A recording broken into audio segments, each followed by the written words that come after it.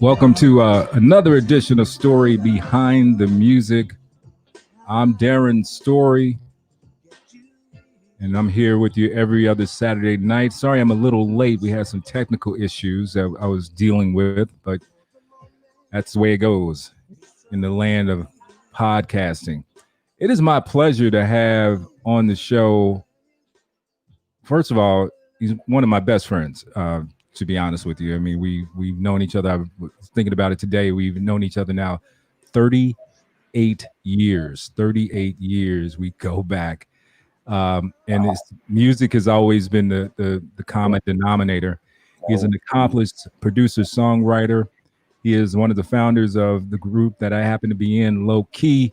He has also produced lots of hits. He worked with Jimmy Jam and Terry Lewis. He's written for Johnny Gill, Alexander O'Neill, as you hear now. I do not own the rights to this music, but I got one of the songwriters, Funks. Prof T. What's up, Doc? What's up? 38 years, huh? Yeah, man, 38 years. Ain't that crazy? That explains all. It don't even seem like we that old. You know? It don't feel. It's not like I was telling somebody the other day. It's like I remember when I was in my 20s thinking about what a person in their 40s was like and thinking, ugh. But Yeah, now man. it's a whole nother game, let alone 50. So I know, right? 50s. I thought that I mean, my parents were cool, but I thought they were fossils when they were our age. Yeah, right, exactly. That's exactly it. We're really different. Yeah. Than our predecessors, if you will. So, man, what's happening, Doc? What you up to? Quarantine, baby. We quarantining up in here. That's what we do. Man. The corona, my corona. Yeah, right on for this, man. This is kind of cool. I didn't. Thanks for the love in the spotlight. I would have been more prepared for some. I thought we just dialoguing, but okay, what's up, man? I mean, people are watching, so I'm up to 5 now. People are up to 5 people. Hey, 5 people. What y'all up to? Oh, Hucky Austin, former bodyguard of Prince says, "What's up? What's up? Hey, what's up, Hucky?" So, man, I've been talking to people in the Minneapolis game, man. Oh, that's right.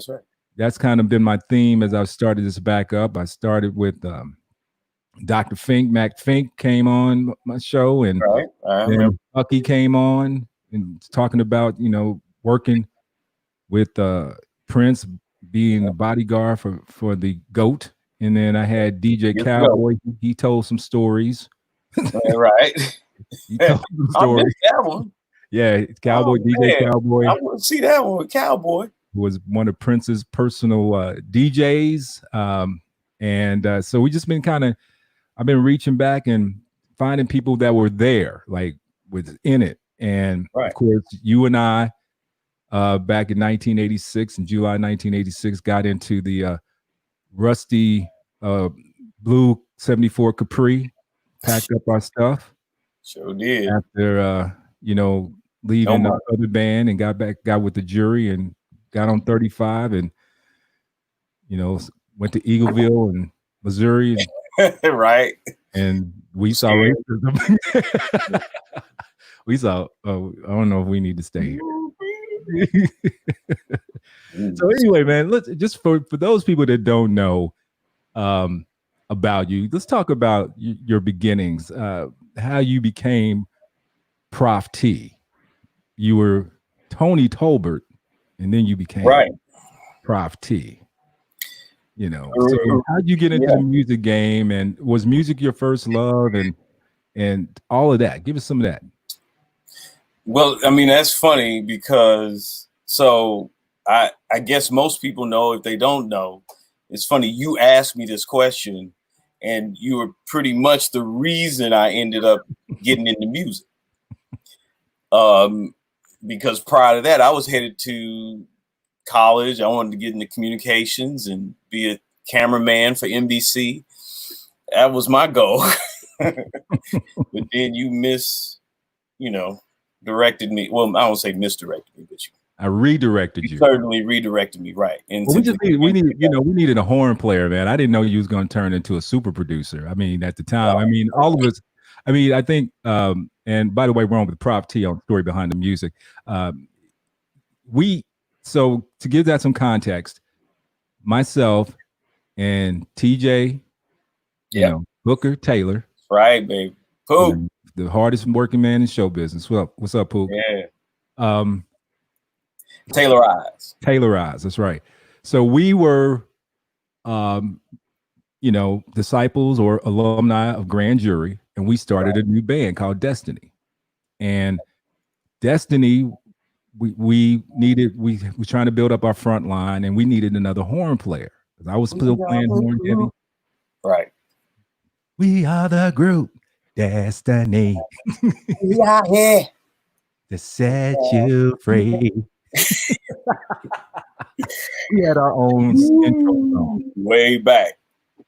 So I mean, I didn't know what you were going to say, honestly, when I asked you. I had no idea. You kept asking me. I know, but I still kept asking you. But I didn't think I would eventually wear you down. I guess I wore you down. Yeah. But you could dance, you could play horn. I didn't even know you could sing. I mean, we really didn't even talk about it. I didn't even, I just been singing to the radio. It wasn't like I was singing in church. So, right. So that's how, of course, that's obvious. So that's how Tony Talbert began to transform into Prof T, which you see today.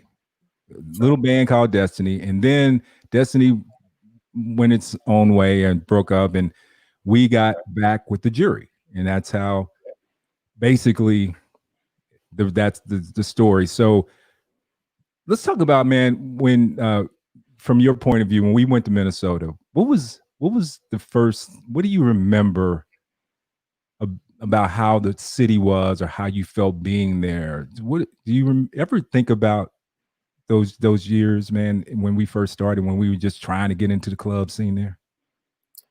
Yeah, I mean, it's a very different experience coming from Kansas City, being in high school, and and playing in the band.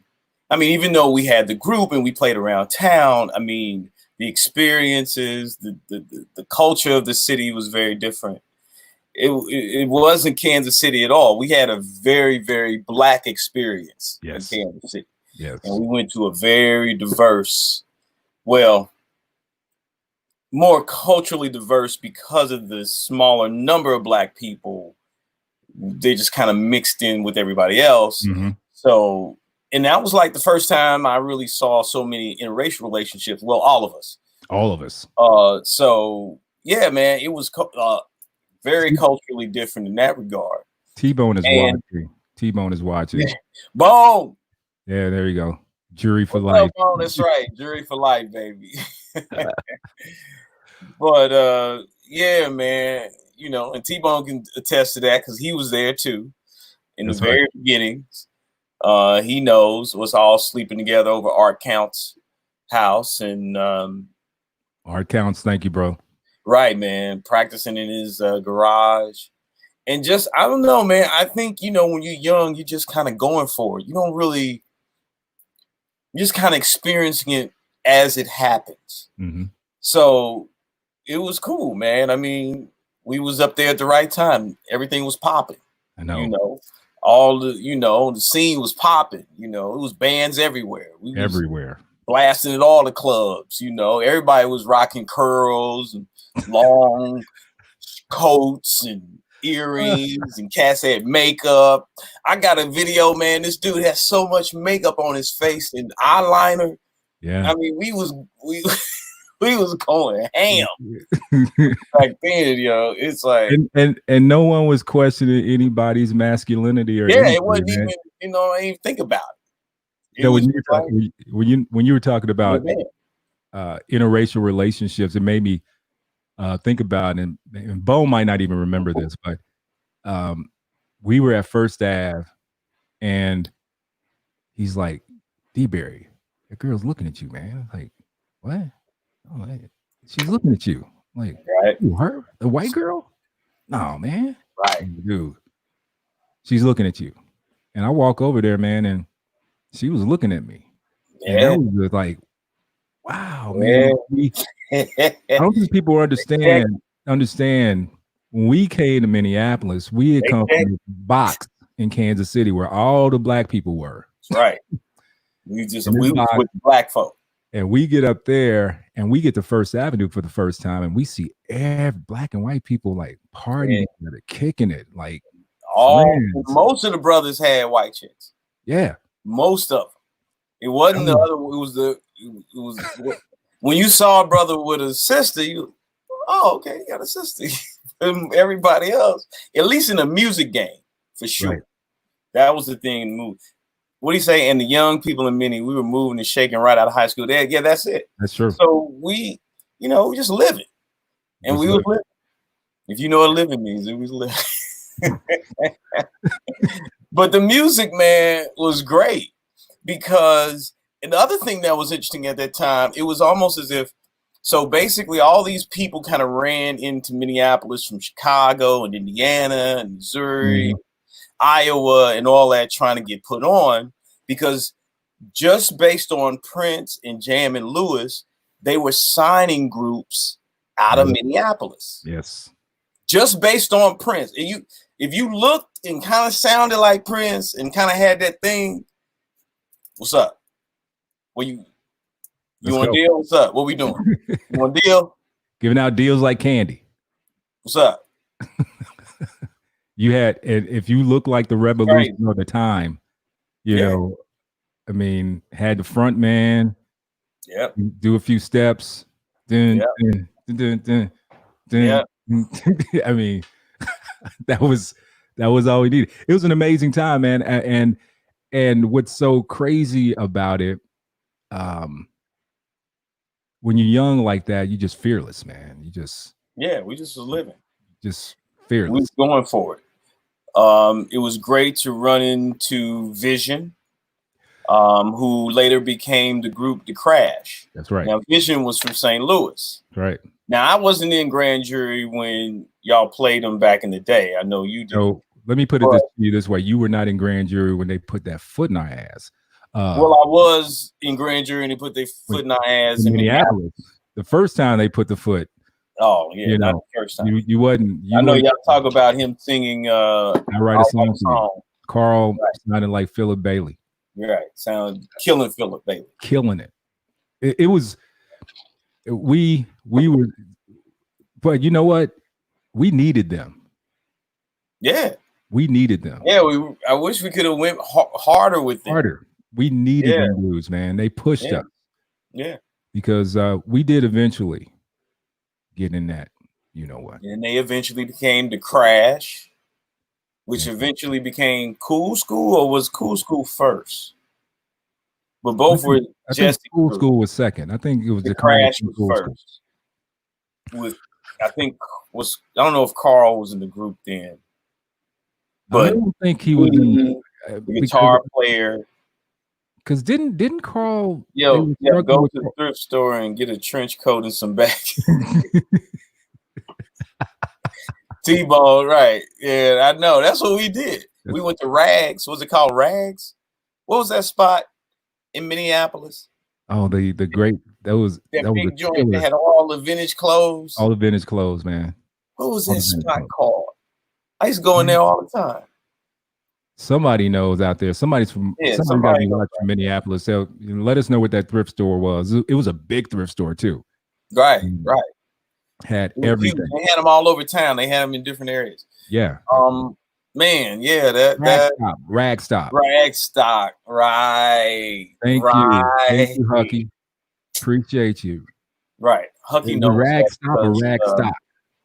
One of the two. It's one of those. It's Rag Stop. I was in there. I lived in Minneapolis for 15 years. So for me, that's just another home base. Indeed. All right, man. So fast forward, we were on with Prof T on Story Behind the Music talking about Minneapolis. Do you remember when the first time we ran into Prince? The first half, like we had just got to town, and I believe T-Bone tried to hand him a flyer or something, or Marcus Hardy tried to it was no, I think it might have been Bone. Marcus Hardy said something to him. Yes. He said, "What about my funk?" Nope, that's the wrong story. That's Prince. I mean, that's Lance. I thought that was Marcus Hardy said that. Lance asked, are you looking for a funk band? And it was Lance that said? It was Lance, because Lance followed him down to the dance floor. I was with him. Are you looking for a funk band? And Prince, what? Like he was acting like he couldn't hear him. What? You looking for a funk band? What? Are you looking for a funk band? Wow. Looked at Lance and said, "What's the matter with my funk?" And then floated away. Damn. Because it's true, man. Somebody said that to me. Cowboy said that to me when I had him on. He said, "Man, when Prince walks, it's funny. It looks like he's floating. Like if he's in a crowd, it looks like he's floating." And I remember that. Well, he's bouncing around. I remember kind of a bounce, because I got a Prince interaction that I'm not happy about. Would you like to share? Would you like to share? Yeah, but I didn't know if we were going down the whole memory lane thing, but because I know we saw him. See, I didn't see him then, but I remember seeing him when we played Housequake, and we didn't know it was called Housequake. That's right. Yeah, Cowboy had us learn a song that was unreleased Prince song. Cowboy told that story when he was on. Right. And he was he told the story right. I can tell the story better than you. You're the one that almost got us blackballed. You never work in this city again. But we killed it. Right. And I also talked about how flawlessly Lance programmed that beat, man. Right. We had the MP360. Right. We had he had the Kawhi. Kawhi. It was the because that was because that whole album is like that Kawhi drum machine. Yep. I forget with the pads on it. Yep. I forget the name of it. Yep. But Lance killed it. Yeah, he killed that. And then Pierce with that stank chain. And then Kevin Pierce. Because that's the song. All you gotta say is Kevin Pierce. Because that's the song, that rhythm guitar line and that drum beat. And man. And there was no lyrics and nothing to it. It was just didn't we use that time to introduce the band or something like that? Because we were like, because Cowboy said, we played it at the end. While we introduced the band, right? We called it the Foot. That's right. I forgot about it. I forgot we gave it a name. The Foot. The Foot. Putting that foot in your ass, baby. What? So that was cool, man. And then I guess Prince was like, you lucky it sounded good or something like that. Right. Because he was bobbing his head like, right. Okay. They shouldn't be playing this, but it's hitting. Right. They go bomb. He's like, yeah, the Foot. There it is. There it is. So, man. So Grand Jury had its nice little run in Minneapolis. We wreaked some havoc. We did. I remember one time when we were about to open for Midnight Star, and Quinn was doing his sound check, checking his bass drum, and some brothers came behind us. Behind me, I was in the back listening, and some cats said, "Man, who these cats are? Earth, Wind, and Fire." Right. Because we were different than every other band. We were a big funk band. We came up there mobbing. Right. And everybody else was like a front man and, like Vision, Maserati. Right. We were old school. Yeah. And I think that's one of the reasons why we got so much attention, man, because we were so different than anything else that was up there. Right. Yep. That was we brought Cameo to the Minneapolis sound. Mm-hmm. We brought a cameo element to the Minneapolis sound, and it was it was cool. I mean, we made an event, we hyped it. We certainly had all the characters. Oh, there's my niece. We had all Hey, LaDonna. Hey. Yeah, that's cool. Man, me and LaDonna go way back. It's so funny because I got a video of Michael and Michelle back in the 80s, and they were my cousins, right? Michael and Michelle Bruce, and I would hang out with them down in what's the name? It's Park Tower. Park Tower Gardens, yeah. East side. Right. 23rd and hanging down there with LaDonna and Chris Rankins and Chipper. And that's I remember when they stayed over there. Right. I won't get all crazy. You had no idea that you didn't know me then, and then that just degree of separation. Yep. That's right. My niece. That's crazy. I used to play with LaDonna all the time. We used to kick it. Yeah, right, Tony. T. Colin, Tony. I had to put that up there. His name is not Tony. His name is not Tony anymore. He's Prof T. So we're on with Prof T on Story Behind the Music. So the band broke up. Everybody went their separate ways. Me, you, and Lance, after the jury broke up, started saying, hey, let's maybe write some songs or put a group together. Right. But forget about that. The Fostex 4-track was working overtime over there in South Minneapolis. That's right.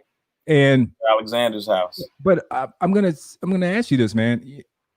Did you want to, or did you even know when you started writing songs, man? What was that like?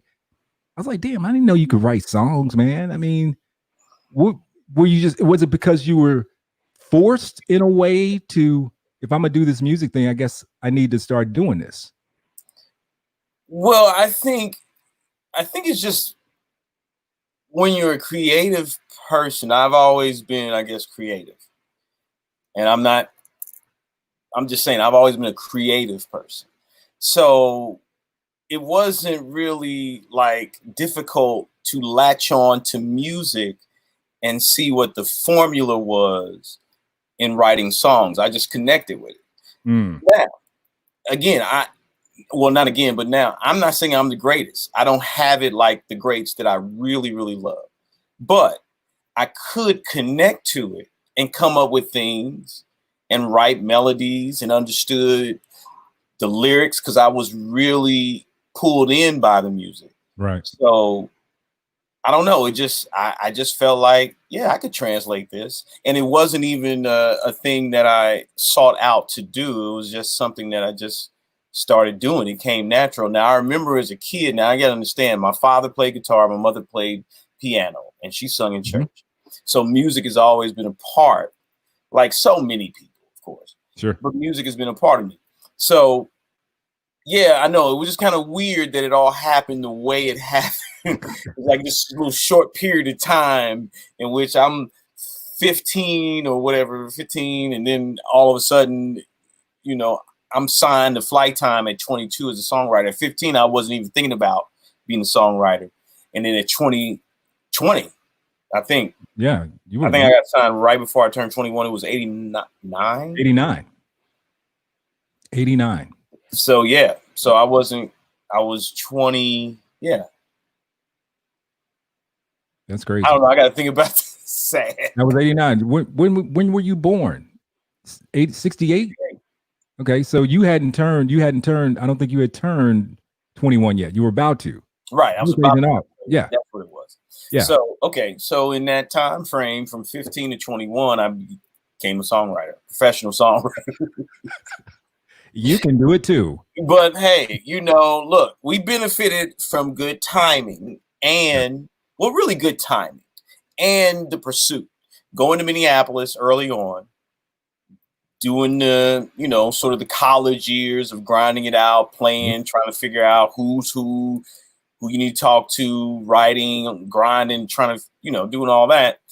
And then the industry just kind of exploded like around 89, 90, even more so. Really, 88 was when it just said. It was that was the beginning of the last run of R&B. Right there, right. 88. That was the last. That was R&B's last. Right. Big run. That's when New Jack took over. and then eventually hip hop influenced all the R&B from then on, for the most part. So yeah, so we just kind of was a little bit of timing played in all that coming together. Now we had to be prepared, and luckily we had been doing it in the basement for months and years. Yeah, writing in the basement. So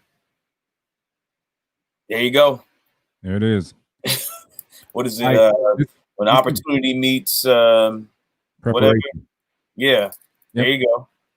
So that happened.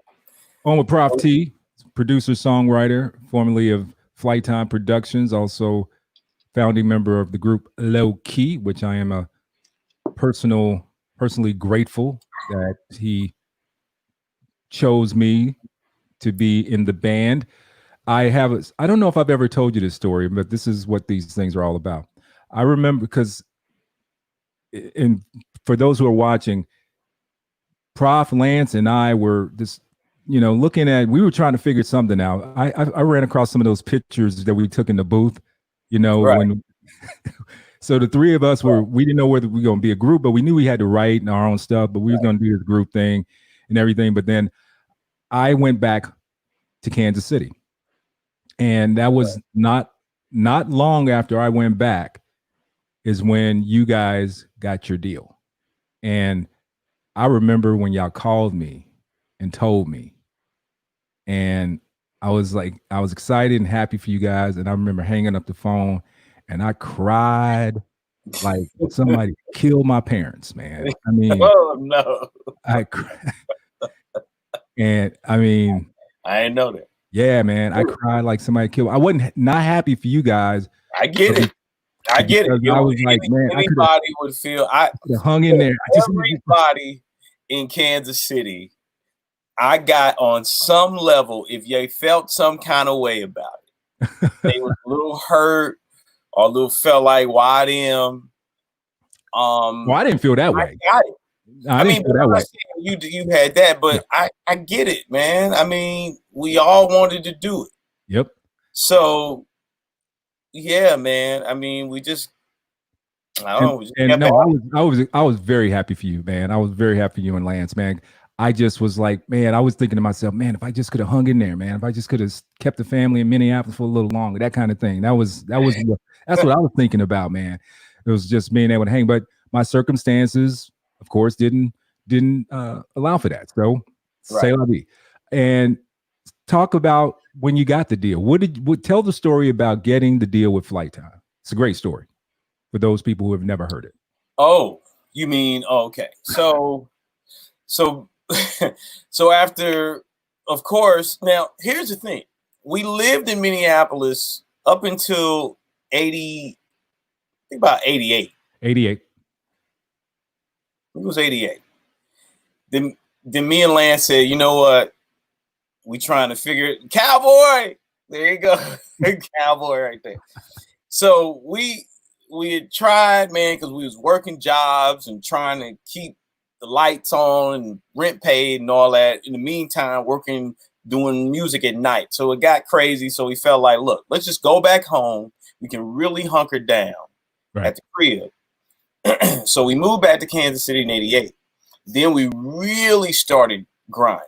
And then I think in that time frame, we got Jesse Powell on board. Now, Jesse Powell was living in Kansas City. So he ended up being featured on our demo tape that we sent to Jamie Lewis. Now, before we got the tape together, the Black Minnesota Music Awards had happened in that September of 89. So me and Lance packed up, drove up there, went to the music workshops, hung out, talked to people, rubbed their elbows, did the whole thing. So one of the sessions had Jimmy Jam on the panel. So Jimmy Jam is talking and we amazed. That's Jimmy Jam right there. He is literally a few rows up and right there. And that is Jimmy Jam. We were just bugging and listening to him spit all his knowledge that he always spits. So they asked, were there any questions? Of course, Lance stood up. Well, they pointed out Lance, actually. And Lance stood up and he said, hey, you know, been here for a while, moved back, doing our music, me and my partner here. I want to find out. I think that was the question. It was about like, where can we, you know, how can we get put on or something? And then he said, and my second part of the question is, how can I get one of them flight time jackets? And then everybody in the audience went, ooh. Now, you know, it's packed in here. So Lance turned out that session. Turned it out. Turned it out. Because, of course, Jam laughed. And he said, ha, ha, okay. Well, you make sure you hook up with Sonia Cates, our A&R, and let me hear what you got. And they were like, oh, shoot, y'all going to get hooked up, man. Lance, you hooked it up. Lance was the man the rest of that whole convention. You see what he said. So we were hyped. We excited. We went back home, went to Kansas City, put together our demo tape. I got on the typewriter, typed up the letter. We took our pictures. And then we packed it all together, sent it in to Sonia. And I mean, literally, we did it that week. I mean, we went back home and got it together. Sonia, we called her. She was like, I love this. I am still trying to get it to Terry and Jimmy. I'm still trying to get word from them, what have you. And it took about 2 to 3 weeks. Then, of course, well, not of course, but one day in October, it's about 2 months after we had been there. September, October. No, just a month.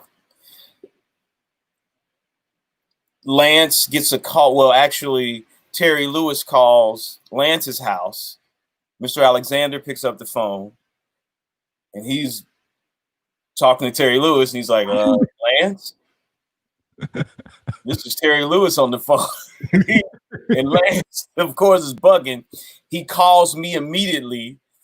And this is probably like 9, 10 o'clock at night. I leave home. Now, mind you, I'm working at Sears down on used to be Sears in Kansas City, right there on Truman Road. Truman Road.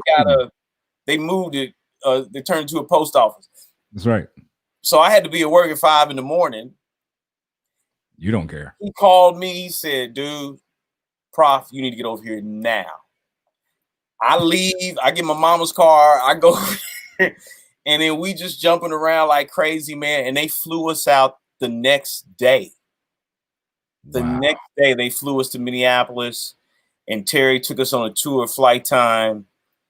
And that had to have been surreal, man. That just had to have been. We had a 4-track, because that's the other part of the story I guess I didn't tell you. I don't know if you ever mentioned it, but this 4-track recorder that we were using to write all these songs on, and it had stood the test of time. Is this the same Fostex from all the way back, man? The same. Yeah, the cassette, Fostex 4-track cassette. Yeah, 4. Because Lance got that in like '83. I know, man. We had that thing forever, man. We bounced vocals and bounced shit, man.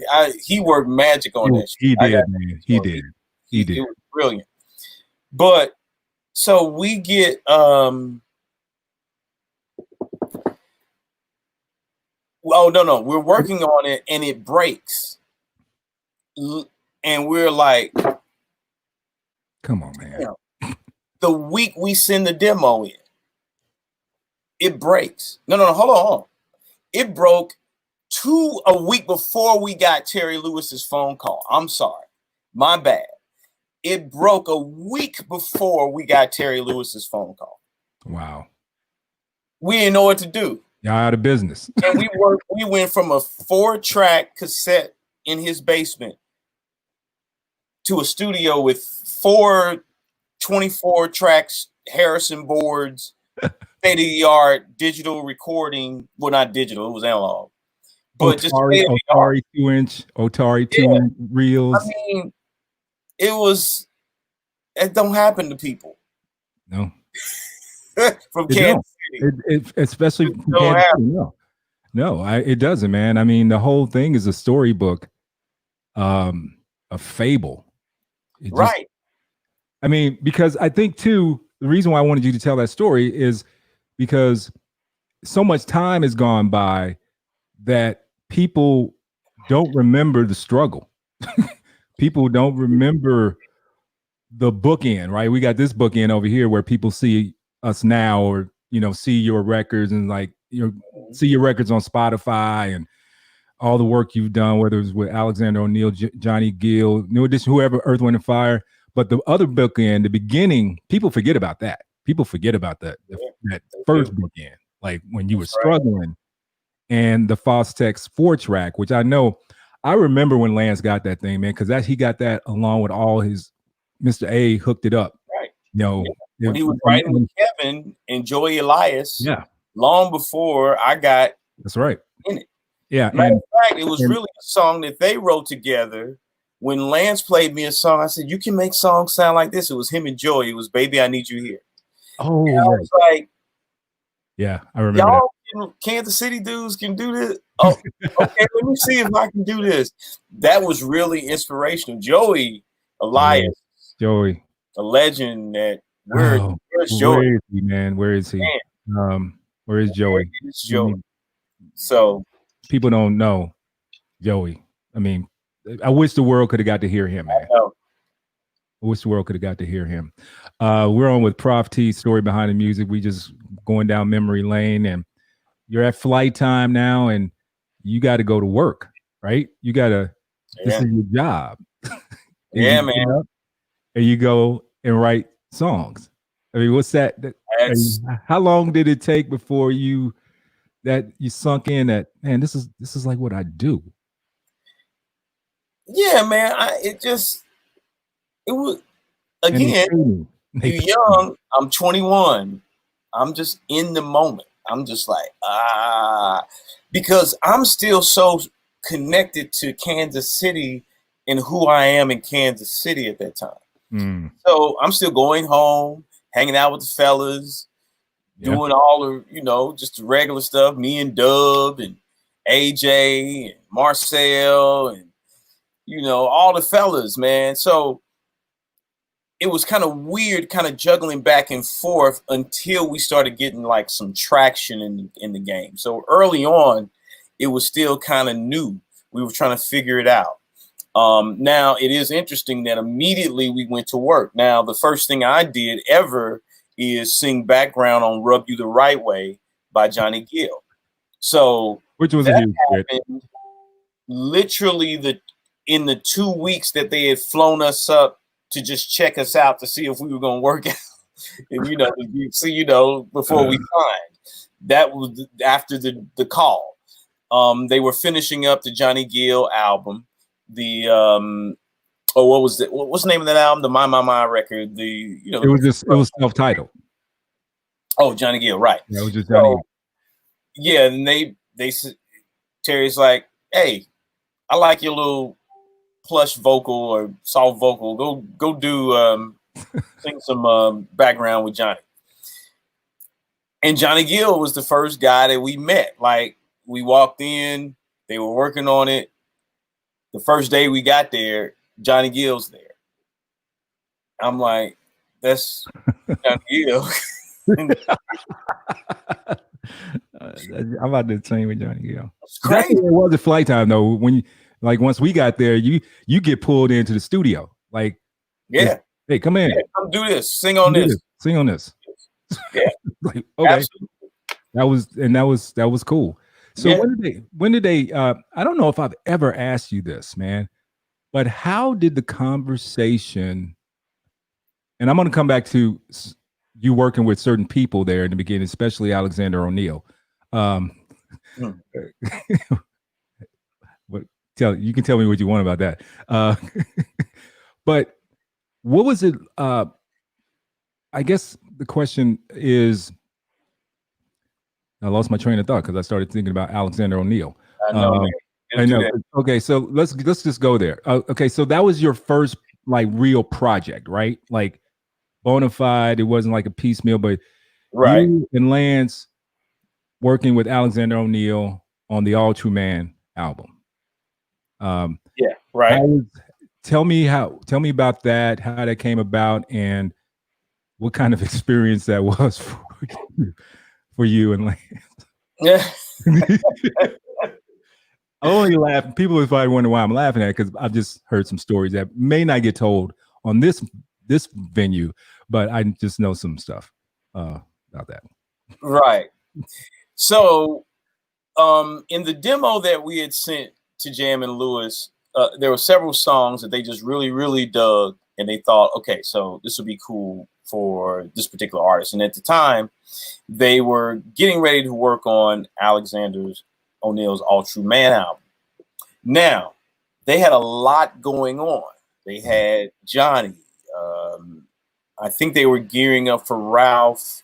Of course, Janet was still in the mix, and they were working on a lot of projects. So as much as they loved Alexander O'Neal, it was kind of hard to get to him and get to all these others. So they allowed us to come in, me and Lance, to do a few songs for him. So the first one was Every Time I Get Up, which was actually demoed by Jesse Powell. Now, for those who don't know who Jesse Powell is, because there may be some who don't know, I'm sorry. He is an amazing, amazing vocalist. He was signed to Lewis Silas's label through MCA Records. He had several hits. You was probably his biggest hit. But a lot of people don't know, although he's from Indiana, he lived a lot of his life in Kansas City. Well, at least a significant portion of his life in Kansas City. And that's how we hooked up. Right. But anyway, so we did that. And then Lance and I went into one of the studios and started where the piano was, Studio A. Lance started playing this little ditty. Then I sung something to it. And then Terry was like, hey, there's your other song right there. So we called Alexander O'Neal, and we got started on that record. And actually, here's the thing. I'm sorry. I'm kind of going ahead of myself. All True Man, they did do a few songs on that record. They didn't do the whole album like they had done in previous albums. Right. But they did do, I think, a significant portion of that album. It was the next album, Love Makes No Sense, that we did more of it. And I don't think Jam and Lewis did any records on that one. Right. What was he like in the studio? Alex, what type of artist was he? Would you consider him? How would you describe Alexander O'Neal work ethic in the studio? Work ethic. This is not on the spot. No, we don't have to go there. We don't have to go there. No. I mean, first of all, Alexander O'Neal, and I'm not really telling anybody anything by saying this, is one of the most unique and gifted soul singers of our generation. I know. He just had something different. I mean, you could hear that Mississippi soul. I think he's from Mississippi. You can hear that soul in his tone and delivery, but he still had this really smooth, sort of classic glaze on the top. Right. He had a great balance and really a unique sound than any other. Sounds like no one. Right. When you hear his voice, you know that's Alexander O'Neal, and of course his. Yeah, man, he's just one of the most important soul singers of our generation. And, but I mean, to be candid, I mean, there was some interesting times because I know, and I don't think that it's anything that a lot of people are not aware of, but I mean, he had moments in which he struggled, with some substances. Now, I never saw him do anything. Now, I ain't saying that. I don't mean that he didn't, but I will say that I felt like there were times in which that may have played a part in making sure he made it to the studio on time, right? For example, right. But I mean, you know, overall the experience was great. He's a real G. I will say that he was He was certainly St. Paul. Call it no what was it? Somebody had no problem getting in your face. Right. You know, he's certainly a G. You know, so you know it was interesting, man. I mean, I really didn't. He was the kind of cat that I guess because of who he was, a cat like me, it was hard to connect. Right. So it was fine. We were just working together. And it was beautiful because for me, I'm just bugging that I'm writing a song for Alexander O'Neal and it came out and it's on the album. So besides the fact that he was a real G. Oh, he is a real G. Do you remember when this is before all this, but you remember I worked at that little convenience store over in St. Paul? Yeah. You know. I think you own a what's the street? Penn or something? Not Penn. What is Not it? Penn. Selby. Selby. It was on Selby. Yes. Yeah, Selby. St. Paul. Yeah. And Alexander O'Neal rolled up in there and bought a 2-liter bottle of pop, man. And it was like, I mean, he had on these like shorts, man, a tank top, man. It's in the hood, just regular dude. I was like, and he walked up to me, and I knew exactly who he was, but I had to like pause for a second and squint in my eyes, like, I said, Alexander O'Neal? He's like, yeah, man. What's up? Hey, man, good to meet you, man. He's like, oh, thanks, bro. That'll be $1.57. Right. You know. He said, I'm like, wow. And I'm like, Alexander O'Neal just bought a 2-liter bottle of pop from me and just walked out the door. He was just he's just a cat, man. He was just a cat in the neighborhood. I mean, it was crazy. Real crazy. G. What's the real G? Yeah. So, but talk about Jam and Lewis, man. I mean, what was their? What did you take from them from a work ethic standpoint?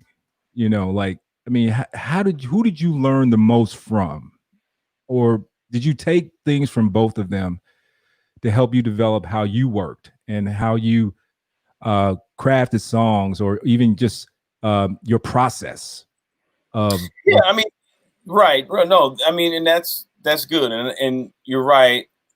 You kind of get stuff from both of them. I mean, and think for Jam, the stuff I got was staying in tune to what's happening now. Like, I mean, even though I think I would have been kind of guided there anyway to some degree because I was just always that kind of person, he really reinforced it. He showed me that, okay, here's a cat in his probably late 30s, early 40s at the time when we met, and he's still listening to Spice One, right, and you know, Tupac, and he's heavy in it. So I'm like, okay, so that verifies that, okay, cool. I need to always stay in this. Now, what Terry Lewis brings to the table is looking at songs in layers, mostly in the thought process. Right.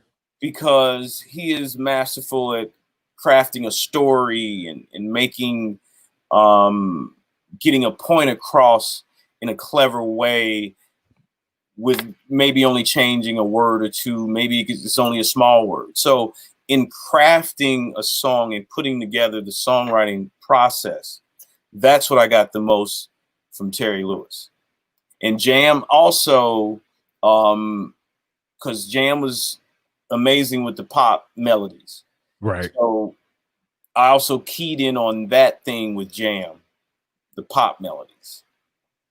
So they both just came, you know, right. They both had their influence, which was cool, man. I mean, it was just crazy to be in that mix.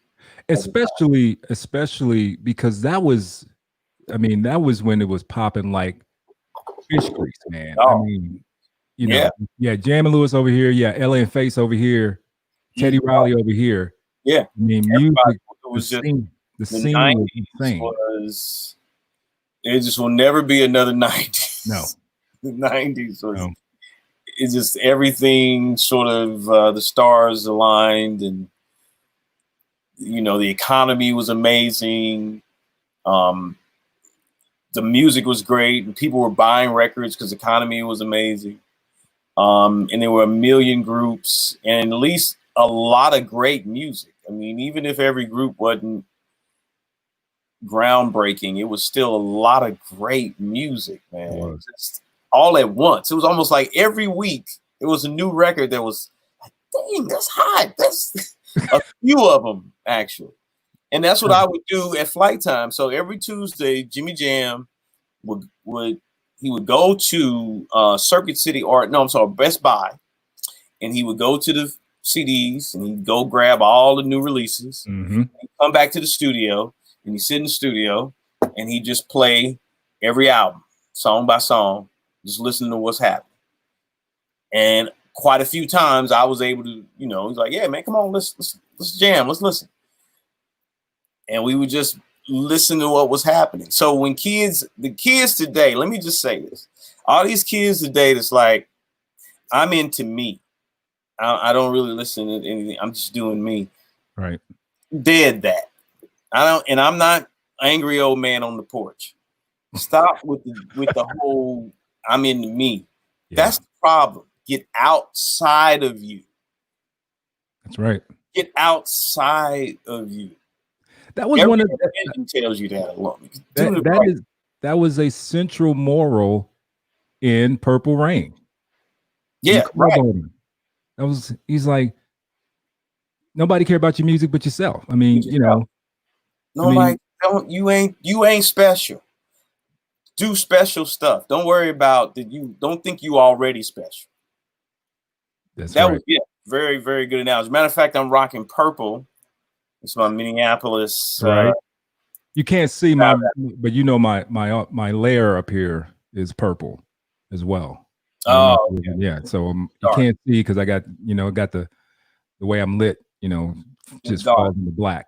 We're on with Prof T talking on Story Behind the Music. He's my friend, my partner. You heard it first. I got him into this racket, and now he can't get out. Every time they try to get out, they pull me back in. All right, so we got probably we'll go maybe another 10, 15 minutes, because I have to tell this story because I don't even know if I know this story. I just know I got a call from y'all saying, "Hey man, let's go. We gonna do a record," and I'm just like, "What?"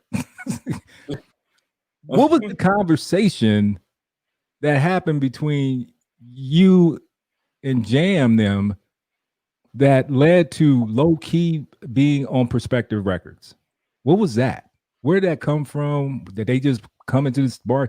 You know how you barge into the studio when we're working. Right. So they come into the studio. What was the genesis of that conversation?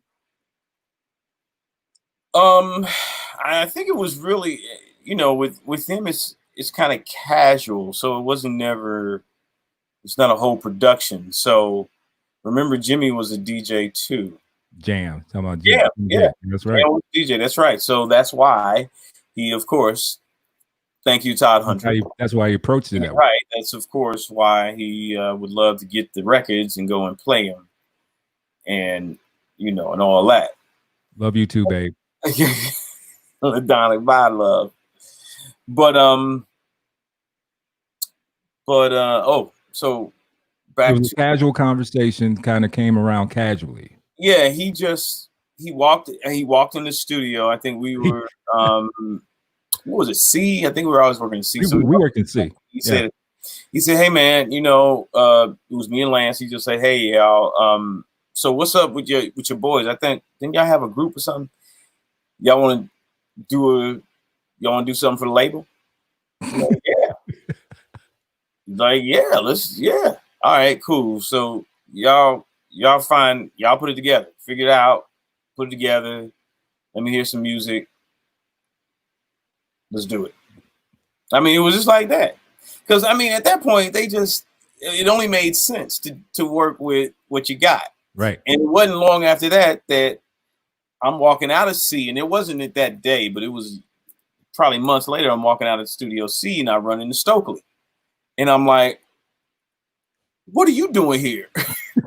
He said, man, we just got signed. I said, no, really?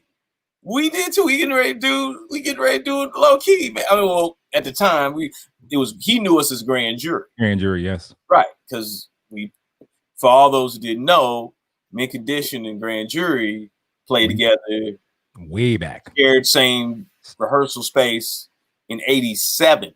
Yep. Son. So we go back. We go way back. So it was crazy to see Stokely and Odell, man, and it was just like, wow. It was a reunion.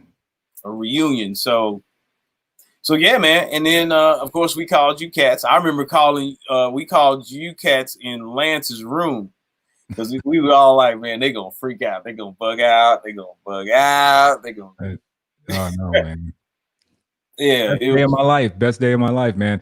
And then when we got the itinerary from Sue, and I'm like, we got our plane tickets and got the itinerary, and I'm like, man, this is happening. This is about to happen for real.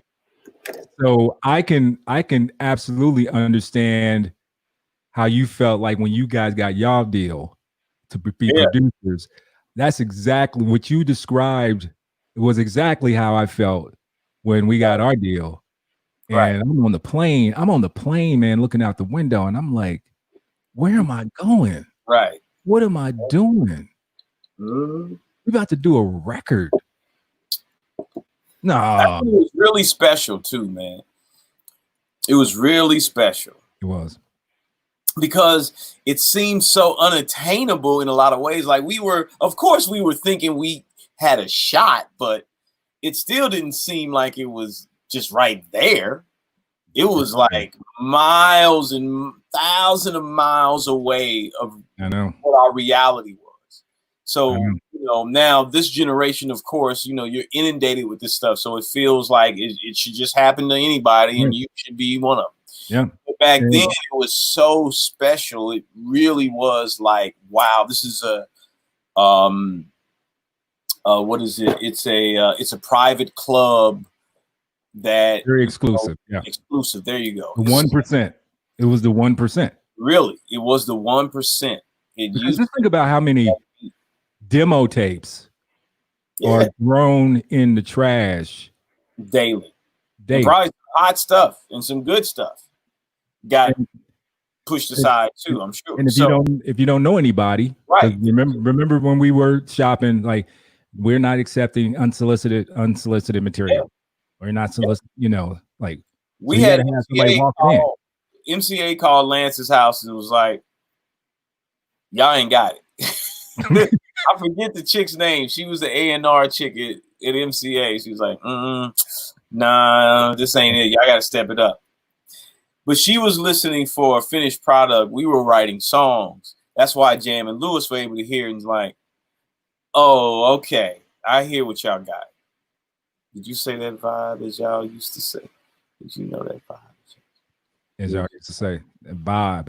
That vibe, yeah. We were saying vibe before R. Kelly. Hey, yeah, that's true. We were saying vibe. Yeah, man. Yeah. So that ain't vibing, son. So so then fast forward, man, we come up there and we start doing the record, and a lot of it was done. A lot of songs were already done. Yeah, I'd already got a lot of stuff together, and but man, we used to have so much fun in the studio. Right. We used to have, I don't know if I could ever even describe the fun, the laughter that we used to have in the studio. Right. It was crazy. It was crazy, man. And I don't know. Wow. We were like kids. Yeah. When I look at all those videos that I did of us back then, man, we were just like, this, you could do this, like, do this. Like being dropped off at Disney World and, and just no supervision. Right.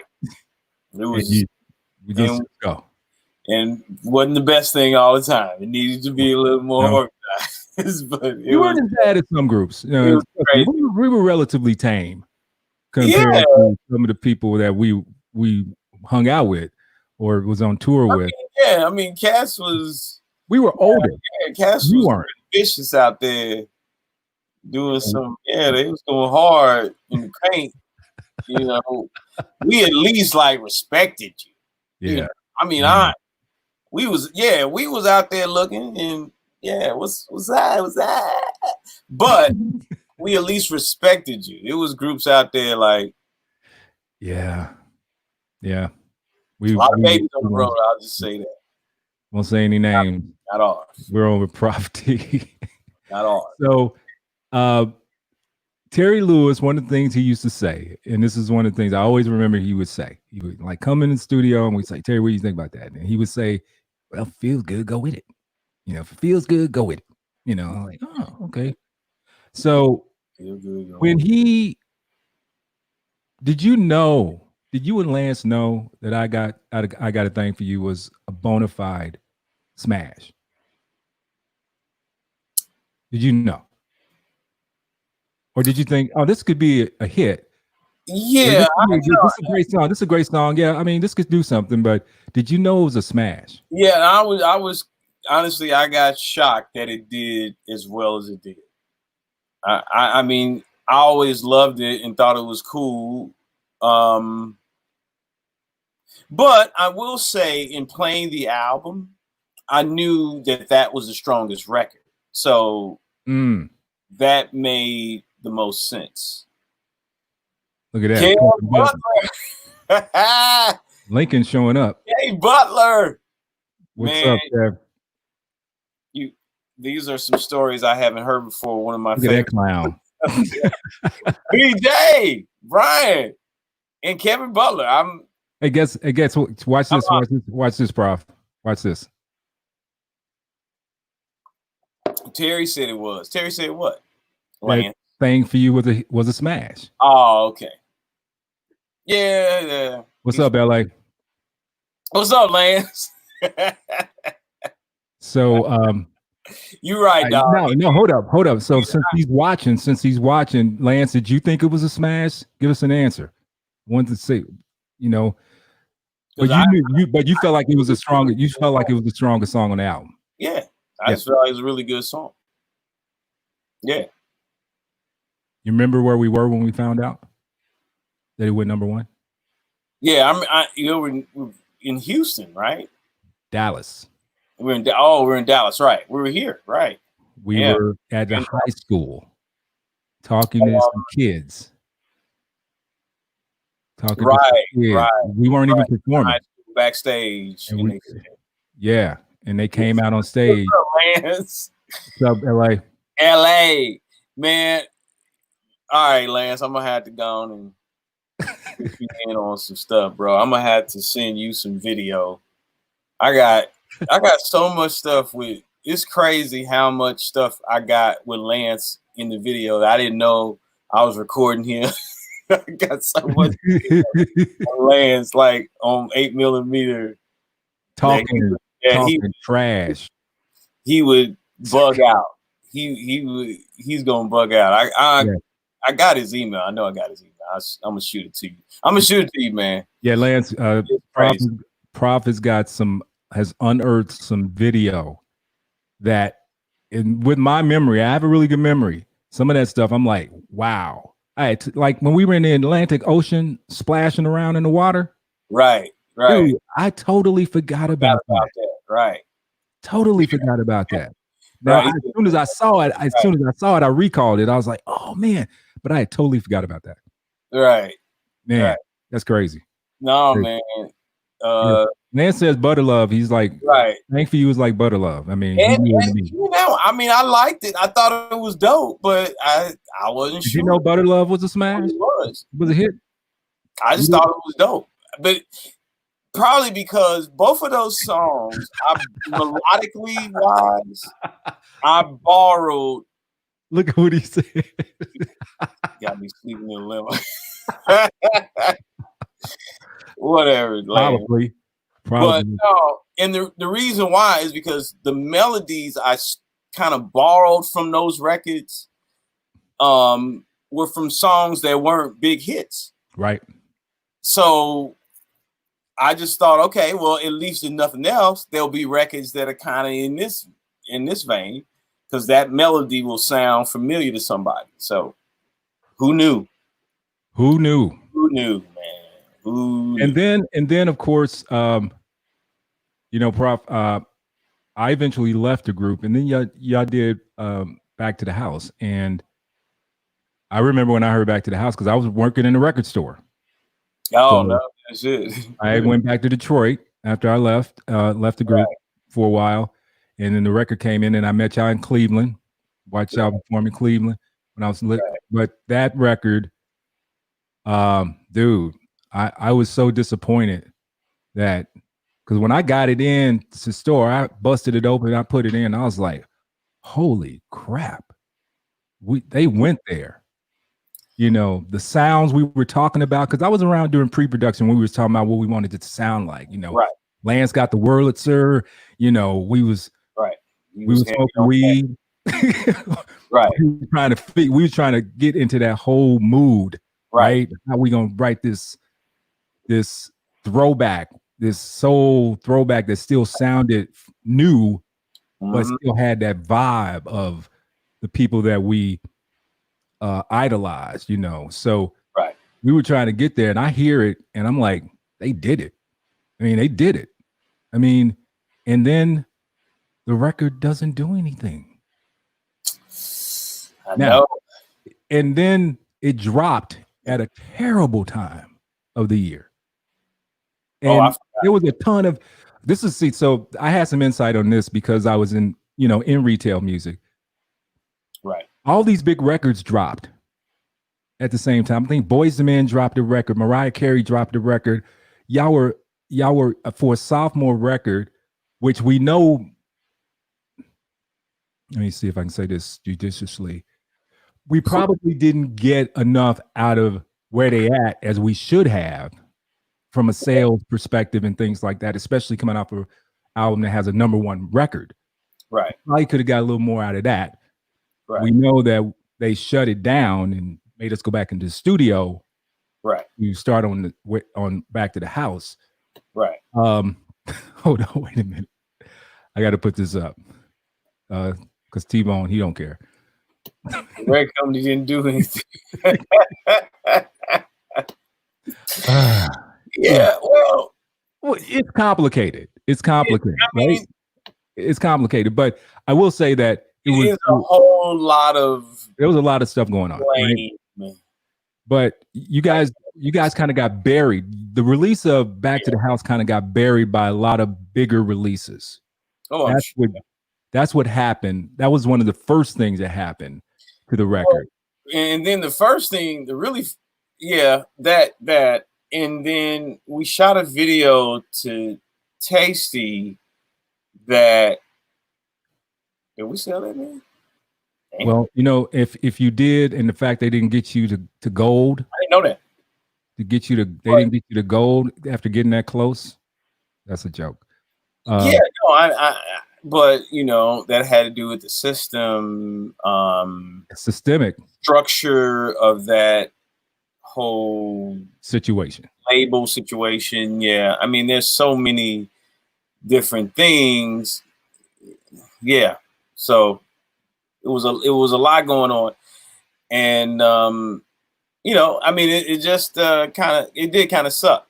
But we did shoot a video to Tasty that we went back and grabbed Arthur Jaffa, who did the original video to I Got a Thing for You. Well, our first video. Well, our second video. Our second video, right? Yeah. He came in with a vision that we were kind of on the fence about, and then it turned out to be a disaster. And I think because of the money, I think that may have had a role too, because of the money spent. And then we had to reshoot that whole video. Jeff Bird did that one. Shout out to Jeff Bird, who has done some amazing work in television and film. now and still is doing it. But no, I mean, it was just a lot of factors. And I really wish that at least 26 Cents would have got shot. I think if we could have did something really creative with the video, we could have did something that would have really worked. Clive Davis would have bought the 25K. Right. No, I mean, that is the kind of move that Clive and all those cats would do to make sure that we looked good. Mm-hmm. And looking good could have meant another record. But again, there was some politics within the structure of the record deal. Yeah, it was complicated. It was complicated. I think we learned, especially in hindsight, that it's rough. That among other things. This is not punitive when I say this. And this is, I'm only saying this because when we got signed, I was working for a record label. I was right. I was working for B&G Distribution. So I understand how things work.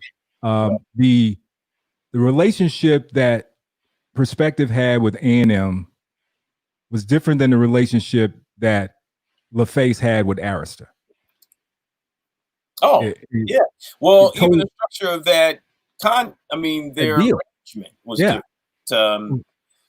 And I think if we had something like they had, that's why LA said it.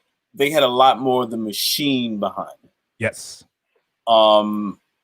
Yeah, I know. And it was really committed to Perspective, man. I mean, Perspective was a unique situation. It was a joint venture, so it relied upon us to do it internally more so than using their machine to make it happen. Yeah. Right. Yeah. So when those things happen, we're almost like on an independent label within the industry. Because am I not mistaken, right? Which still blows me away if I'm not, I hope I'm correct. Pretty Brown Eyes stalled at number 2, right? They didn't get to number 1. I mean, I don't know. That record didn't hit number 1. I don't think it went number 1, man. I think it stalled at number 2. And we worked our record to number 1. I will tell you that, because we were on the road, doing it the old-fashioned way, right? Doing it the Motown way. So, let's see. Did it go? That is interesting. I'm sure it had more to do with timing, but they couldn't get it over the top. It went to number 3. 3. Oh, top of number 3. That's the number 1 record, man. It is, but I mean, you got the politics of that time. I mean, heck, we barely squeezed ours in there. We had a window. In which they said, okay, let's do it. Let's do it. I remember, and that's crazy that they could make those kind of decisions. It was just, all right, let's do it with this record. It was. We were fighting with Love Should Have Brought You Home. Right. It was either or was gonna, and right. I don't think if we had got that window, I don't know if we would have made it. No, we would. I mean, it was a lot, man. The record had been on the charts for like a year. Yeah, it's been on there forever. Because it dropped September of '92. Yep. Right. It dropped in September. And then we went. No, it was last week of November. Yeah. So it, but you got to think, yo. Yeah. Yeah, we having these people, these clients, when they're talking to us. For the classic, so we at least got that.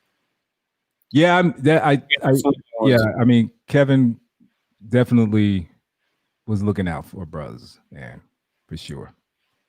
He wanted to make that happen, I think you're right about that, LA. Yeah, I know. It's just, again, this roughneck business.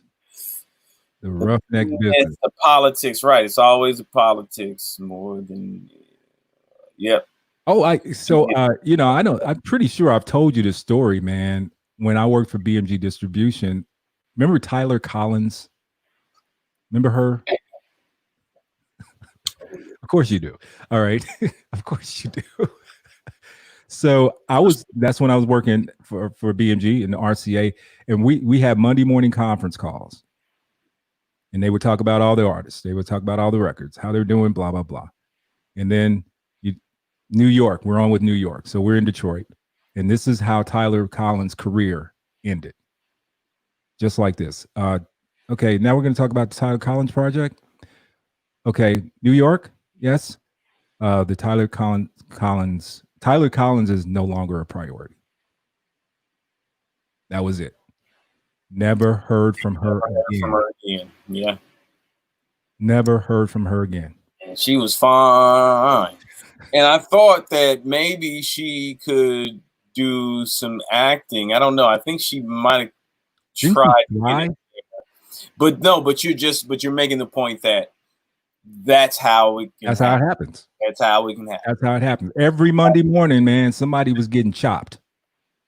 Yeah. Every Monday morning, somebody was saying this is no longer a priority, and you never hear from them again. Man, we were trying to give her records away to the retailers. It's like, here's a box. Please just report her. Yeah. I want people to understand real quick how it used to work. And this is pre-sound scan.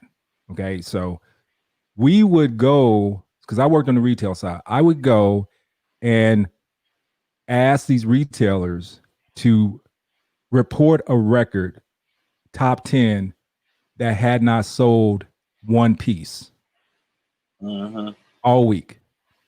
In turn, I would accommodate them in some way. I couldn't give you money, right? But I could give you things. And that's how we got records on the charts. Yeah. I mean, that blew my mind. Yeah, man. That blew my mind. It's a game. Like everything else, it's a game. I mean, that we're lucky that so much. Man, Kevin, where is Jesse? I would love to know where Jesse is. I have him on video too. Us hanging out, talking junk. That was my brother, man. I miss him, Jesse. But no, I mean that is the politics always. I mean, man, with a lot of these, man, I mean, no, Puffy, you know, they spend a lot more money. I mean, L.A. Reid and them, they might break even a lot of times with records. But it was selling the lifestyle. It was about selling a whole, you know.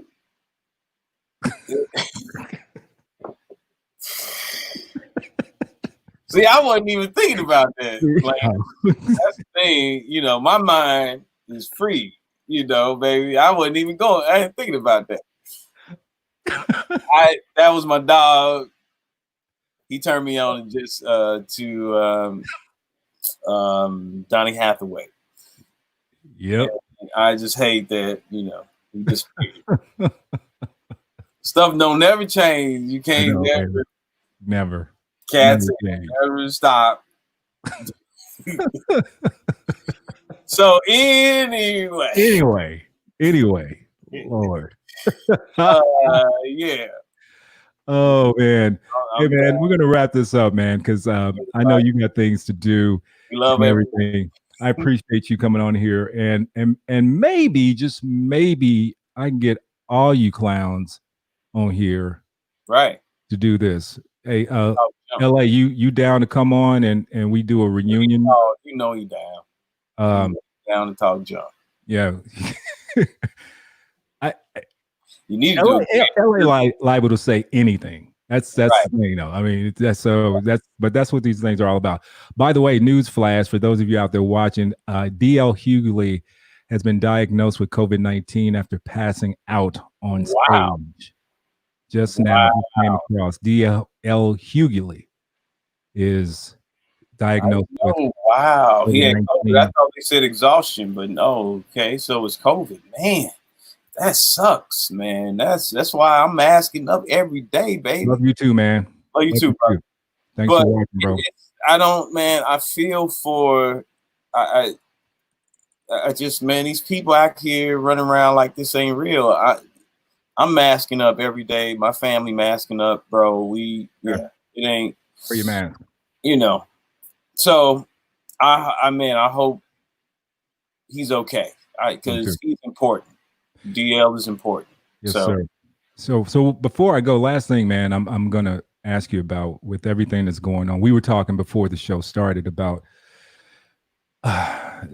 this uprising, this confluence, this convergence of events that have happened over the last 3 or 4 weeks, and where America is in our response to this.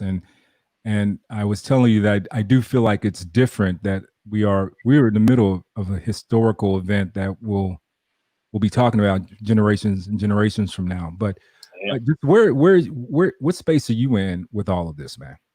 We done lived through a few of them. 9/11, this.